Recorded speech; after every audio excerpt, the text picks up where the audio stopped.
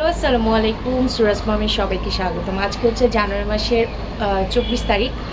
তো আজকে হচ্ছে গিয়ে বাসায় আমি যেহেতু আমার নানি শাশুড়ির মৃত্যুবার্ষিক 29শে জানুয়ারি, তো ওই দিন বুধবার পড়ছে। তো আমার শাশুড়ি বলল যে আজকে যেহেতু ফ্রাইডে আছে, তো কিছু অসহায় মানুষদের যেন খাবার দেই।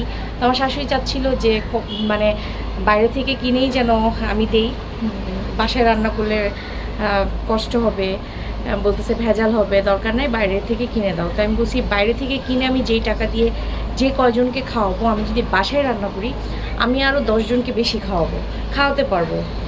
তো তখন বলতেছে যে কষ্ট হবে না। আমি বলছি না, কষ্ট হবে না, যেহেতু তানিয়া আছে, আমি আছি, রিফাত আছে, আমরা তিনজনে মিলে করে ফেলতে পারবো। আর সুরা বাবা যেহেতু ছিল না এতদিন, ও গত বৃহস্পতিবার দিন ও আমাকে বাজার করে দিয়ে সাথে সাথেই চলে গেছিলো। ওর দুপুরবেলা ফ্লাইট ছিল, চট্টগ্রামে গিয়েছিল। ও আজকে সকালবেলা আসছে, ভোরবেলা। তো ও এই কয়দিন ছিল না। আর হচ্ছে আজকে তানিয়াও চলে যাবে বিকালবেলা 4টা-5টার দিকে। তো এই কয়দিন তানিয়া রিফাত ছিল, ভালো লাগতেছিল অনেক। ওরা চলে যাবে, আবার আসবে, ঈদের সময় আসবে। তো যাই হোক, রান্নাবান্না চলতেছে। পোলাও করা হচ্ছে, রোস্ট করা হচ্ছে, ডিম একটু ঝাল করে আমার শাশুড়ি করতে বলছে। আর দুপুরবেলা ভাইয়া ভাবিকে আসতে বলছি, ভাইয়া ভাবিও আসবে।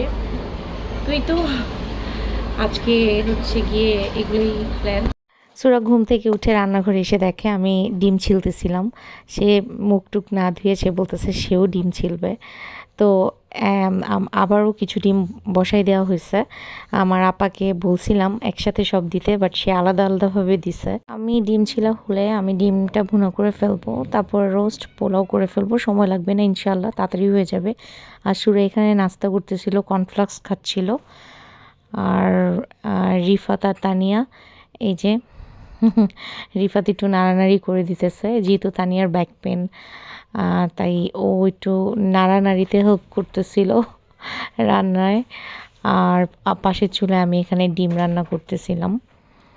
তো এই তো তিনজনে মিলেই আজকে আর কি রান্না করব। প্রায় 40 জনের মতন রান্না হবে। তো ফার্স্টে রোস্ট করা হচ্ছে, তারপর হচ্ছে 2 চুলায় পোলাও বসানো হবে 2 পাতিলাতে। তো রিফাত নিজে ছেলে মানুষ, ওর নিজেরই মানে নাড়তে কষ্ট হচ্ছিল।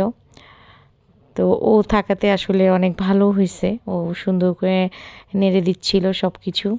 তো এই তো আমি ডিমগুলো আগে ভেজে নিছি, এখন আমি একটু মশলা কষাচ্ছি। আর দুপুরবেলা কোনো কিছু থাকলে আসলে তাড়াহুড়োটাও বেশি থাকে। তো রোস্ট এই যে আরও পানি শুকাবে, রোস্টের টানবে আর কি। আর আমার এখানে ডিম রান্না হয়ে গেছে, আর আমি আর রিফাত মিলে এখানে বেড়ে নিচ্ছিলাম। একটু পরে যেহেতু নামাজ শুরু হয়ে যাবে, তো নামাজের আগে আগে সব কিছু আর আসলে আমরা কমপ্লিট করার চেষ্টা করতেছি, যেন টাইমলি আমরা দিতে পারি। তুমি কার বাসায় আসছো?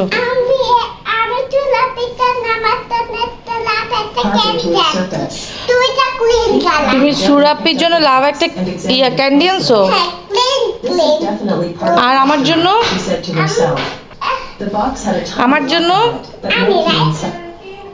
আমি কান্না করবো এখন তাহলে। সুরমণি,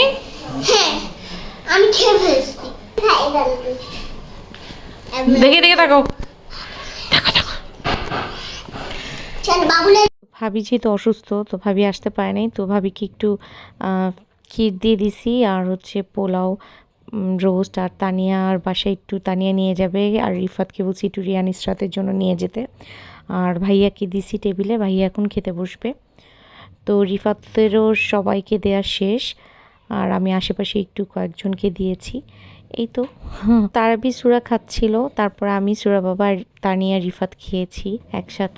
তারাবি, ওই যে ছোট মা চলে যাচ্ছে, তুমি করো, টাটা বলে দাও। সাই সুরা তোমাকে লাভ দেখায়, তুমি মামিকে একটা হাক দাও।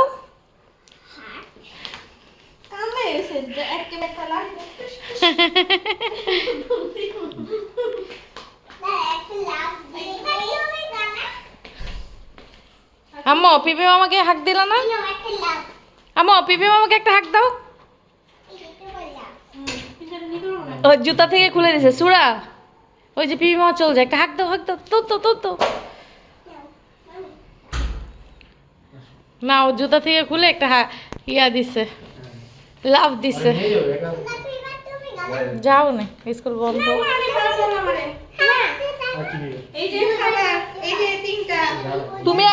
তুমি দুইটা খাবার ধরো, তুমি দুইটা খাবার ধরো। তানিয়া ঈদের সময় চলে এসো।